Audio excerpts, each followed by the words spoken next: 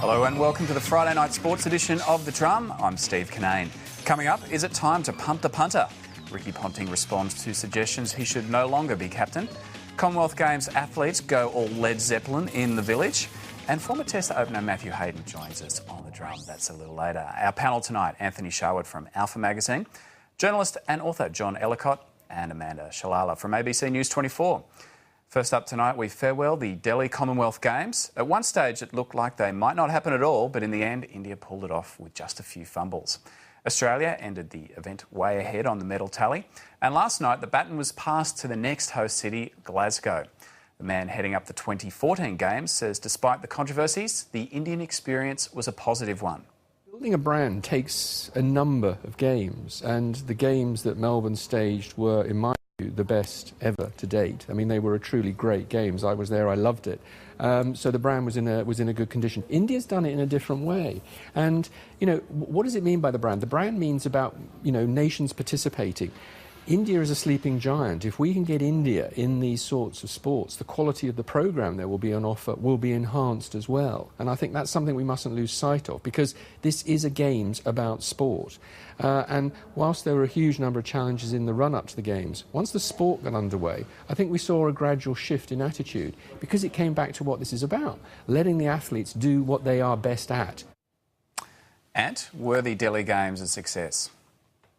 Just want to know what that guy was actually saying. Well, yeah, he didn't sound very Glaswegian either, did he? No, he didn't. They were a huge success, Steve. I was in Delhi in April. I saw a lot of piles of rubble. Somehow, miraculously, the rubble became stadiums.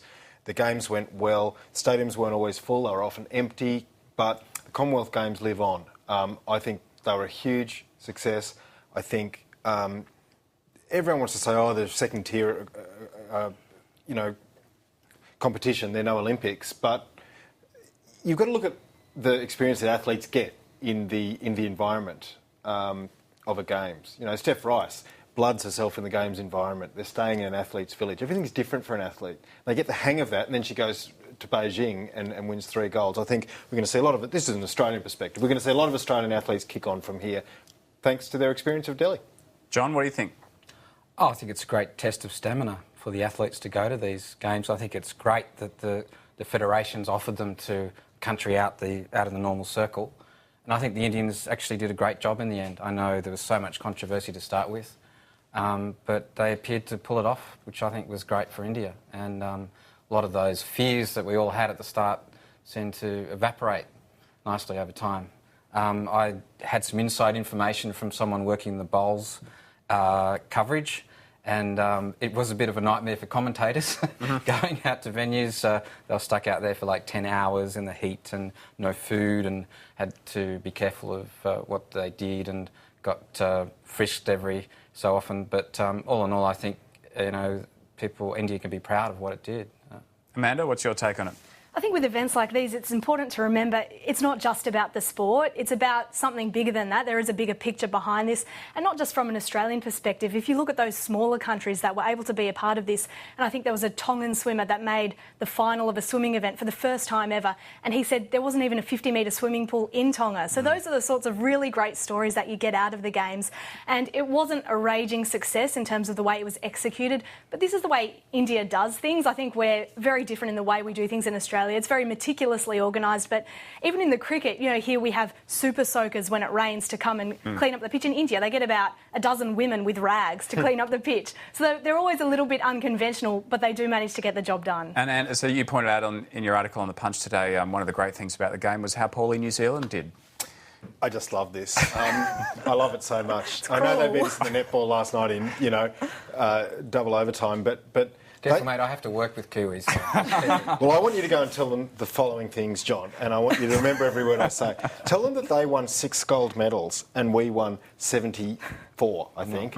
Tell them that Singapore and Malaysia and a whole bunch of other countries finished well ahead of them on the medal tally. And they will point out to John who owns the Bledisloe Cup and who's won the most games in a row. And we will, in return, John, won't we, tell them that we are a great all-round sports nation. I can't wait. Whereas they put all their eggs, or their eggs, if you will, in one basket. But when it comes to things like this, we will forget about the rugby, won't we? We'll be like, oh, we don't care about the rugby. We're all about the Commonwealth Games. We're all about the diving and the gymnastics. Yeah, exactly. That's what we can win. That was one of the great moments, though, was the Sally Pearson hugging the Miller from New Zealand at the end of the 110 metres. I thought that was just brilliant, how they got good Anzac comradeship there. I thought that was good. And that was something else you referenced to in your piece today, aren't you? You're a big fan of Sally Pearson. Sally Pearson's unbelievable. Her interview with Pat Welsh in Channel 7 after her silver in the 100 hurdles in Beijing is I reckon, the great sports interview in Australian history. Yeah, because most of those post-run and swim interviews are hopeless. But that was fantastic, wasn't it? Did you see me? Oh, sorry, I wasn't watching with the hurdles on. You know, and she's such a character, and she continues to be just that. She is herself. She's a natural. Yeah. And a good sport. I mean, what about when she was on the bus? And she'd been disqualified from the 100 metres, and she bumps into the 3 English officials who've protested against her, and the protest is upheld, and she bumps onto them on the bus, and she goes up to them and she says, "No hard feelings." Oh, if that had been that me, was pretty impressive. you know, I would have... It was nice how her mother and her husband turned up. She hadn't seen her husband for 3 months because they go on the European tour, and then they were there just before the 100 metres hurdles. And I think that really helped her bring it all back together, that sort of family there, and that was sort of an important moment as well, I think. We were talking about the highlights, Amanda, that game in the netball. That was an amazing game, wasn't it? That's one of the most incredible games of any sport you could ever hope to see. And that rivalry between Australia and New Zealand in the netball is one of the best in world sport. Forget about the rugby, the cricket, anything else. There's always only a couple of goals in it every time these two teams meet. The way all those girls stood up and performed yesterday, it was so fast-paced, so skillful, and to see the likes of Maria Tutaia from New Zealand, just her dominance in the goal circle, absolutely unbelievable. She's only 23, under so much pressure, just to calmly drop goals every time. Kath Cox was a standout for Australia as well. And it went into double extra time. Double extra time. Can you believe it? It was just unbelievable to watch. Dangerously passionate. Wasn't like the AFL. Oh. No, they come back next week. They taught the AFL. You've played a bit of netball in your time, haven't you, Amanda? You know what? I haven't actually. Wow. That's why I became a sports journo, because I'm terrible at playing sport, but I'm ridiculously passionate about watching Not since Bob Hawke at that. Remember that netball test? Are you old enough to remember that netball test about 20 years ago? Well, more, when Bob Hawke was PM and he just got so excited about the netball in the stands there. Was he excited? Does no one else have this memory? Netball or something else happening on the court? Oh, well, knowing Bob, who knows? But look, can I just chip in with my highlight? Yeah. The diving. And it's a silver medal. We've won 70-odd golds, but my highlight was a silver medal. Tom Daly, the Englishman, who was bullied at school, versus Matt Mitcham, the Australian diver.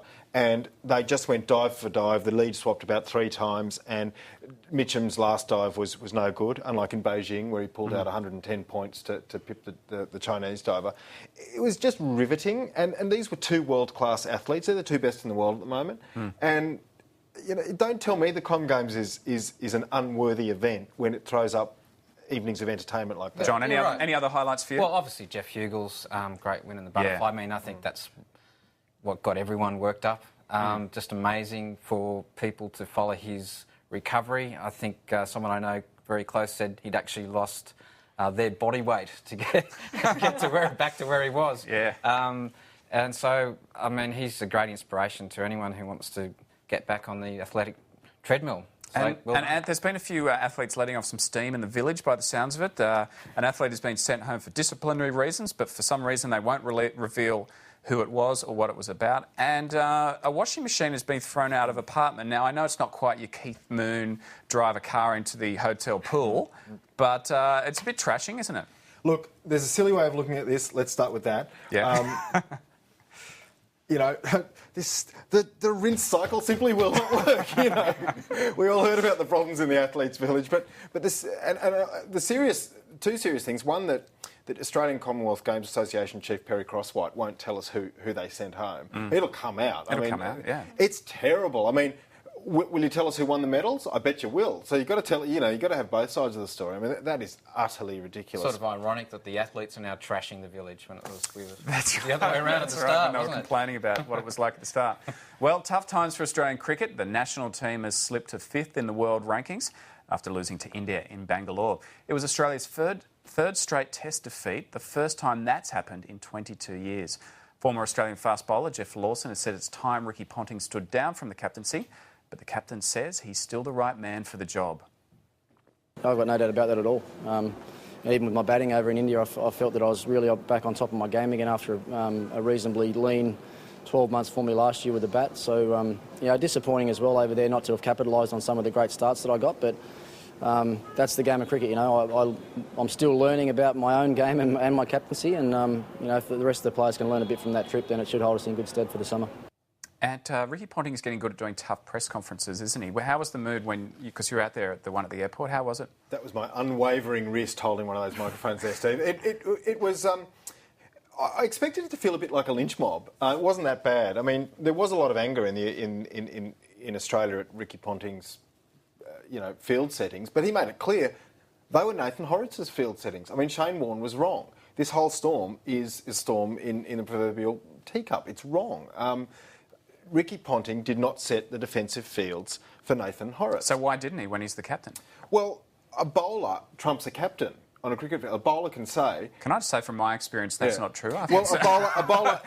A bowler has first dibs, doesn't he? And then the captain can overrule. So if you're asking why didn't he overrule, well, maybe we'll get Haydos on in a minute and tell us. Well, Matthew Hayden will be our guest soon. We'll put that question to him. Sorry, Amanda, you want to make a point? Especially with someone like Nathan Horitz's, not overly experienced on the international stage, on the Test stage particularly. He's no Shane Warne.